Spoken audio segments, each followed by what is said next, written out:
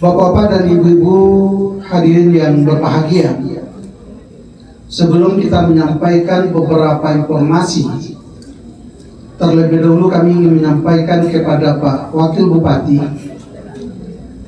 terlaksananya kegiatan kita pada hari ini adalah berdasarkan surat edaran Bapak Bupati Solok tentang Kabupaten Solok Mengaji. Setelah itu dilanjutkan dengan diskusi silaturahmi yang narasumbernya pada waktu itu adalah tokoh-tokoh Kabupaten Solok, di antaranya Bapak Dr. Haji Gabangan Fauzi, Bapak Samsul Rahim, dan Bapak Gusman, ditambah dengan Bapak Bupati Solok. Ada beberapa persoalan yang sangat merisaukan kita pada hari ini. Yang persoalan itu perlu kita jawab dan perlu kita carikan solusinya. Di antara persoalan itu adalah rapuhnya akidah, tauhid, iman generasi muda, terutama di Kabupaten Solok. Pertanyaannya adalah, apakah orang Kementerian Agama sudah berhenti memberikan penyuluhan, pembinaan terhadap masyarakat Kabupaten Solok, termasuk para mubalik kita? Oleh karena itu Pak Wagub, di mana beliau bertemu, di mana beliau menyampaikan, ini merupakan suatu kerisauan yang perlu kita jawab, yang perlu kita carikan solusinya. Yang kedua indikatornya adalah masjid dan musala sangat banyak, tumbuh seperti jamur di tengah-tengah kehidupan masyarakat, di tengah-tengah perkampungan umat Islam. Tetapi masjid dan musala itu sepi dari jamaah. Padahal kiri kanan, depan belakang penduduknya adalah muslim. Dan semua masyarakat Islam menyadari bahwa salat berjamaah jauh lebih hebat pahalanya dibandingkan dengan salat sendirian. Tetapi kenapa hari ini tidak terketuk hati kita masyarakat Islam untuk kembali menghidupkan salat berjamaah? Padahal kita di Kabupaten Solok, khususnya di Indonesia, perda yang tidak dicabut dan tidak akan dicabut adalah perda kita Kabupaten Solok tentang tulis baca Al-Quran, pakaian muslim dan muslimah, setelah itu zakat. Karena kita tidak menamakan perda itu adalah sebagai perda syariah, tetapi yang lain perda syariah itu sudah dicabut, tetapi kita tidak. Bahkan dilanjutkan dengan perda itu, ada namanya maghrib mengaji, subuh berkah.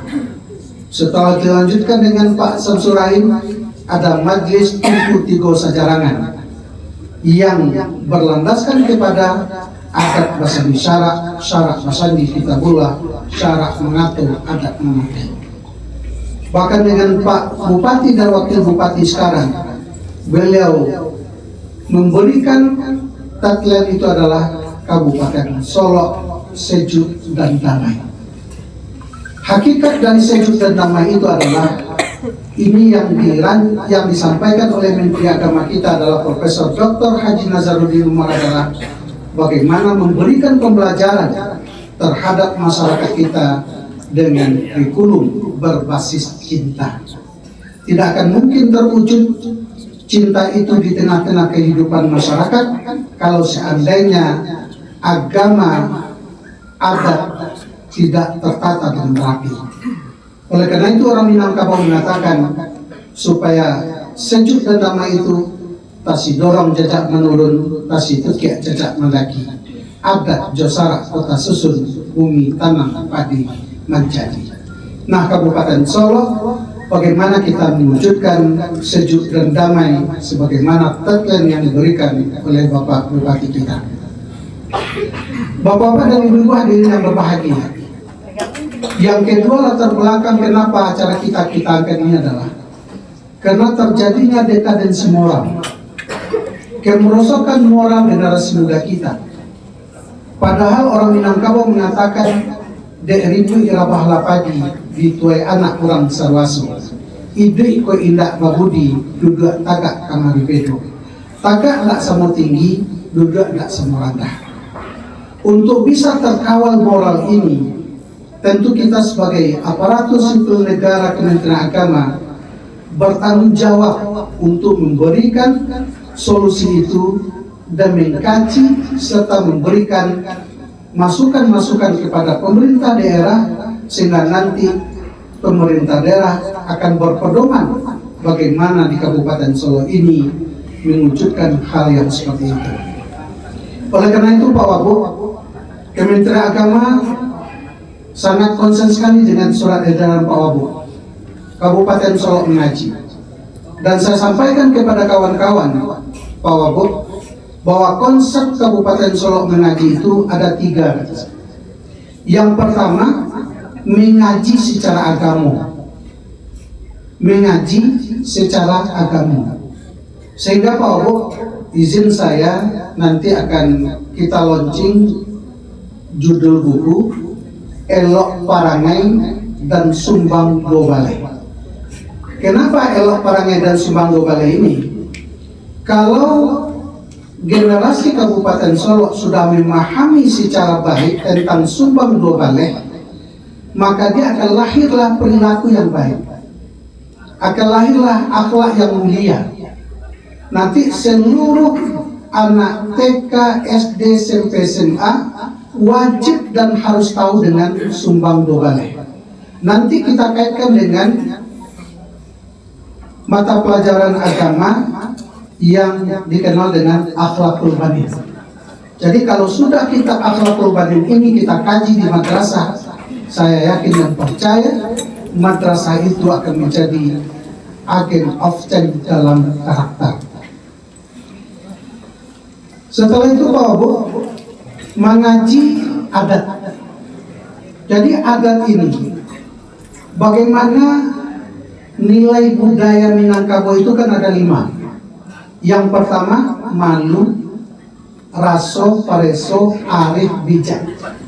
Jadi generasi Kabupaten Solo harus memahami lima nilai budaya Minangkabau itu secara kafah, sehingga betul-betul nanti dia agamanya bagus, adatnya bagus.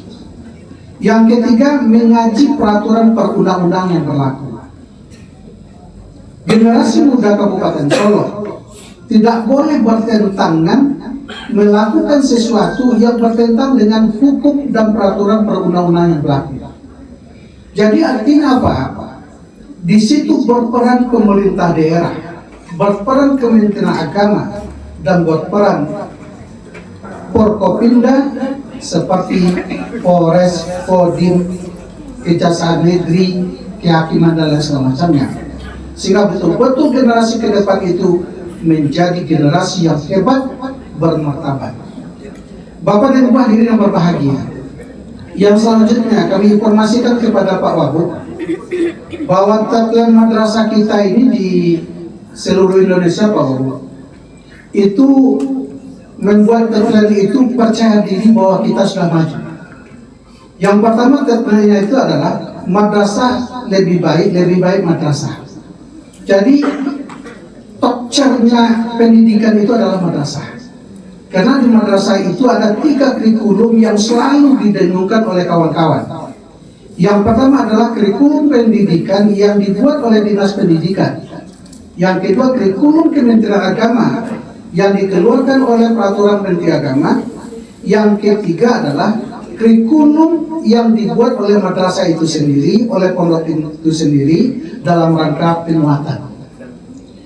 Setelah lahirnya tagline lebih baik madrasah lebih baik, maka lahirlah tagline yang kedua, madrasah hebat bermartabat. dia sudah hebat tapi akhlaknya bagus. Yang setelah itu lahir lagi madrasah mandiri berprestasi. Jadi madrasah itu sudah bisa berdiri di kakinya sendiri, tetapi prestasinya luar biasa. Bahkan yang sekarang itu Pak Wabuk, yang digemakan oleh Pak Kabit, oleh Pak Kanwil, madrasah maju bermutu mendunia. Kami meyakini bahwa madrasah ini sudah 50% maju. Dan kami meyakini setelah maju kami ingin prestasi yang luar biasa. Di saat prestasi yang luar biasa, kami ingin go internasional. Tidak lagi berpikir lokal, tidak lagi berpikir regional, tetapi berpikir nasional dan internasional. Oleh karena itu kami informasikan kepada Pak Wabuk bahwa tahun kemarin dan beberapa tahun ini, bahwa satu plus ketampilan Solo itu kedokterannya sudah kira di Turki, Pak. Mari tepuk tangan dulu. Sudah kedua kuliah di Turki, ada di ITB, ada di UGM, ada di UNAN, ada di UNT dan UIN. Bukan berarti UIN tidak pilihan pertama, tetapi kita menginginkan kalau alumni madrasah, alumni pondok pesantren kuliah di perguruan tinggi yang ternama, baik secara nasional maupun secara internasional, dia kembali 10 atau 15 tahun ke depan menjadi generasi hebat, memimpin Kabupaten Solo yang hebat yang dirintis oleh Pak Bupati sekarang. Tentu Kabupaten Solo akan melangkah go internasional. Ini harapan-harapan kita. Nah, oleh karena itu saya kepada Kepala Man kemarin saya tantang Pak Wabuk. Apa tantangan saya? Saya tidak menginginkan alumni pondok pesantren kuliah di Padang, kata saya. Bukan berarti Muhammadiyah tidak kualitasnya bagus, Pak Rektor. Tapi bagaimana kuliahnya di Jawa? Bagaimana kuliahnya di luar negeri? Kenapa? Yang di dalam negeri itu biarlah kawan-kawan lain yang berpikir, tetapi madrasah pondok pesantren kita di Kabupaten Solo berpikir go internasional. Kenapa demikian? Kalau sudah go internasional, maka Kabupaten Solo akan menjadi kabupaten yang terbaik sebagaimana yang dilakukan oleh Mas Kabupaten Solo tadi, sejalan dengan Mas Kementerian Agama Kabupaten Solo. Bapak-bapak dan ibu-ibu hadirin yang berbahagia, itu beberapa hal latar belakang kita mengangkat acara kita pada hari ini. Yang terakhir tentu kepada Bapak Rektor, kepada Pak Profesor Dr. Haji Saifullah, Pak Zulhadi, Pak Kabit, untuk dapat memberikan narasumber di hadapan kita bersama. Dan kepada Bapak Wakil Bupati untuk dapat memberikan pencerahan sekaligus sambutan dan pembukaan seminar kita pada hari ini secara resmi. Dan saya mohon nanti kalau memang desainnya sudah selesai, kita akan launching buku tentang Elok Parangai, Akhlak Mulia Sumbang Dua Balai. Tentu saya mohon dukungan dari Pak Wabuk. Nanti kalau buku ini selesai, kita cetak, kita berikan gratis kepada siswa kita, Pak. Karena nggak banyak buku itu, hanya 100 halaman. Kalau 100 halaman kan masih Selamat datang Bu Dokter, ini narasumber kita, Kepala Prodi S2.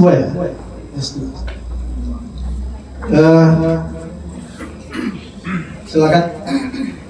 Bapak-bapak dan ibu-ibu hadirin yang berbahagia, itu yang bisa kita sampaikan pada hari ini. Dan saya ingin menutup satu pantun. Pantun ini untuk motivasi kita untuk bekerja. Apa kata orang Minang? Talua paku kacang balimbian timpurong langgang-langangkan di bawah urang anak sawaso.